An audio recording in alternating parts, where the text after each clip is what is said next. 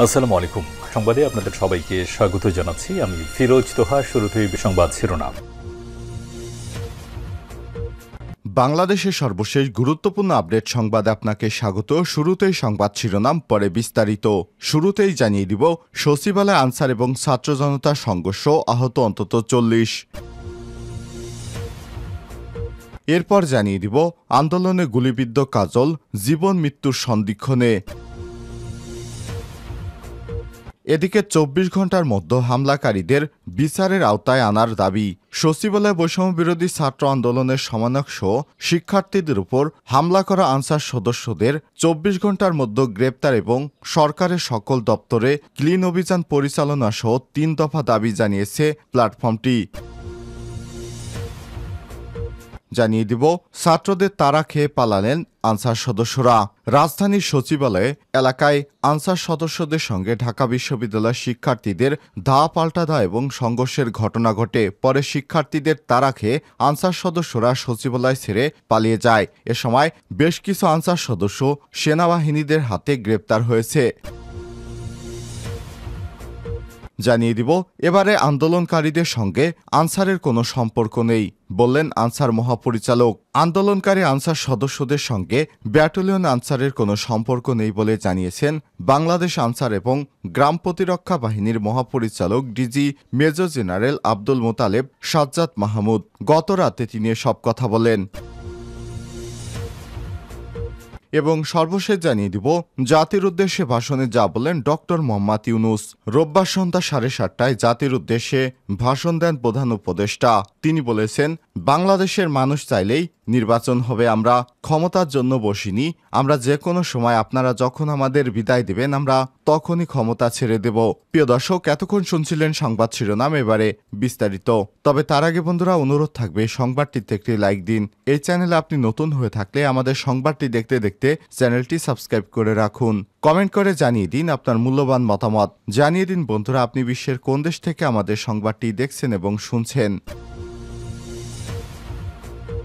সচিবালয়ে আনসার ও ছাত্র জনতার সংঘর্ষ, আহত অন্তত 40 জন।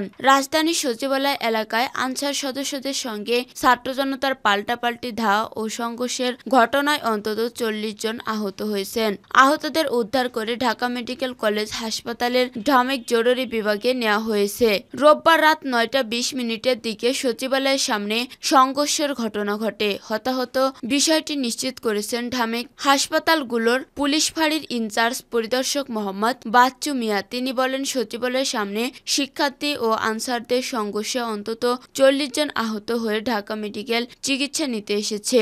আহতদের মধ্যে নারীসহ 2 আনসার ও বাকিরা সবাই শিক্ষার্থী। সংঘর্ষে আহতরা হলেন রিয়াজ 25, শফিকুল 25, রাসেল 32, রায়হান 25, তন্ময় 20, কাদের 24, উজ্জ্বল 25, তাজিলুর রহমান 25, তুহিন 24, বিক্রম 25, তাসিন 20, জাকির 25, আসিফ 24, শফিক শাহরিয়াত 25, রাকিব 23, রবিন 18, বকুল 28, মিনারুল 27, শাকিল 21, সাইম 21, শান্ত 23, খলিলুর রহমান 25, আনসার সদস্য 23, নারী আনসার সদস্য শিউলি 24 ও সাংবাদিক আসিফ হাওলাদার 24 সহ প্রায় 40 জন। তাদের মধ্যে 3 জনকে ঢামেকে ভর্তি করা হয়েছে। তারা হলেন বৈষম্য বিরোধী ছাত্র আন্দোলনের অন্যতম সমন্বয়ক হাসনাত আবদুল্লাহ 25, আব্দুর রহমান 30, আব্দুল কাদের 24। সরেজমিনে দেখা যায়, বৈষম্য বিরোধী ছাত্র আন্দোলনের 2 সমন্বয়ক হাসনাত আবদুল্লাহ ও সার্জিস আলমকে আটক রাখার খবরে সচিবালয়ের উদ্দেশ্যে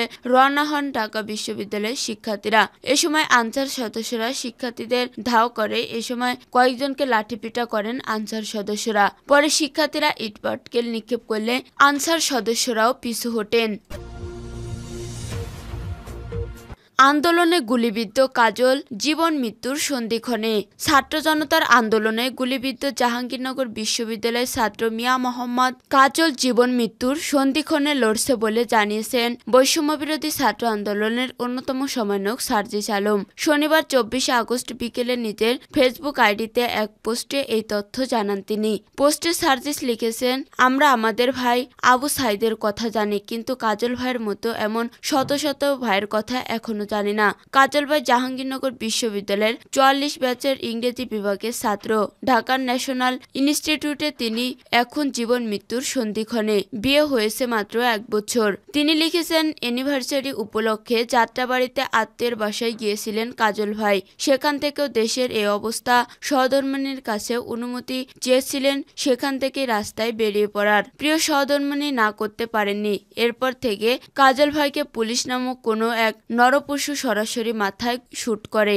আমার ভাই মাটিতে লুটিয়ে পড়ে এমন আরো 10 জনের মতো ভাই রয়েছেন। কারো মাথার খুলি উড়ে গেছে, কারো মগজ বের হয়ে গেছে। হাসপাতালে না গেলে কিংবা সরাসরি না দেখলে এ দৃশ্য আপনি কোনোদিন বুঝতে পারবেন না। সার্জিস আলম আরো লিখেছেন, কাজল ভাইয়ের সহধর্মিণী আমাদের কাছে 2টি আবদার করেছেন। তা হলো, আমরা সবাই যেন কাজল ভাই সহ সবার জন্য মন থেকে দোয়া করি, আল্লাহ যেন তাদের সুস্থ করে পরিবারের কাছে ফিরিয়ে দেন। 2, যাত্রাবাড়ি থানার যারা এই নির্মম হত্যাকাণ্ডের সাথে জড়িত এবং ফ্যাসিস্টিস্ট কাঠামো যে খুনিদের নির্দেশনা এসব হয়েছে, তাদের যেন সর্বোচ্চ শাস্তি দেওয়া হয়।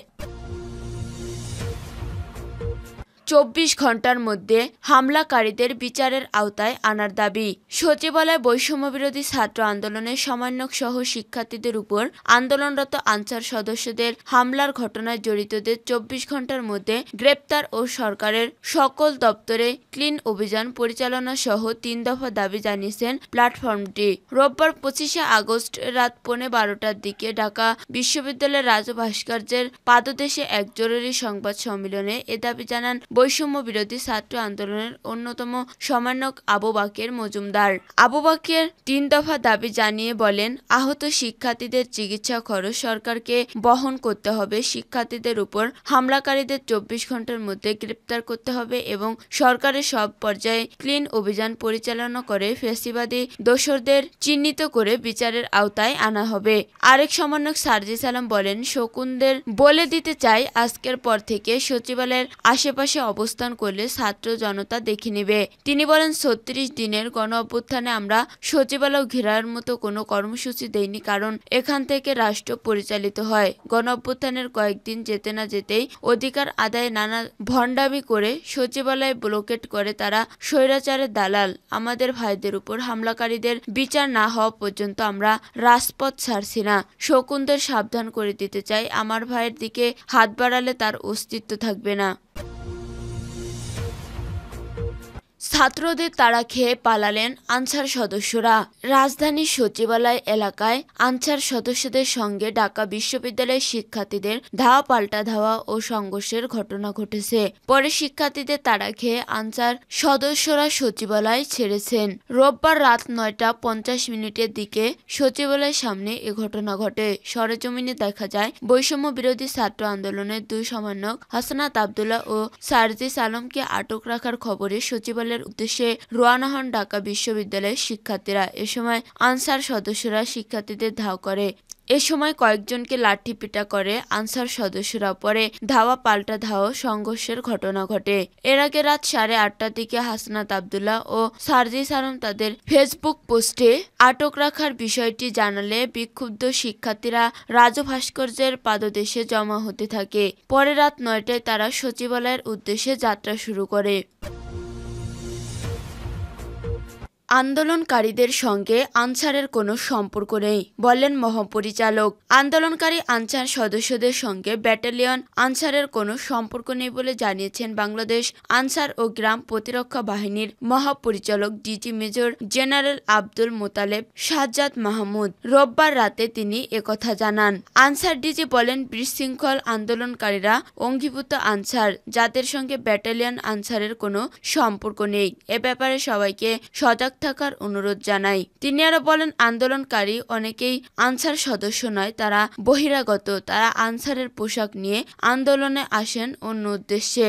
সরেজমিনে দেখা গেছে, হাজার হাজার আনসার সদস্য সকাল থেকে সচিবালয়ের সামনে উপস্থিত নিয়ে বিক্ষোভ করতে থাকে। এক পর্যায়ে দুপুর 12টা হলে তারা সচিবালয়কে অবরুদ্ধ করে রাখে। এতে সবগুলো গেট বন্ধ হয়ে যায়। বিকেল 5টায় অফিস ছুটি হলেও রাত 10:30টার আগে কর্মকর্তা কর্মচারীরা বের হতে পারেননি। সরেজমিনে দেখা গেছে বৈষম্য বিরোধী ছাত্র আন্দোলনের দুই সমন্বয়ক হাসনাত আবদুল্লাহ ও শারজিস আলমকে আটক রাখার খবরে সচিবালয়ের উদ্দেশ্যে রওনা হন ঢাকা বিশ্ববিদ্যালয়ের শিক্ষার্থীরা। এ সময় আনসার সদস্যরা শিক্ষার্থীদের ধাওয়া করে। এ সময় কয়েকজনকে লাঠিপেটা করেন আনসার সদস্য। পরে শিক্ষার্থীরা ইটপাটকেল নিক্ষেপ ও ধাওয়া দিলে আনসার সদস্যরা পালিয়ে যায়। প্রথম দিকে দুই পক্ষের পাল্টাপাল্টি ধাওয়া হলেও এক পর্যায়ে সেনাবাহিনী ও সাধারণ শিক্ষার্থীদের সহায়তায় পরিস্থিতি নিয়ন্ত্রণে আসে।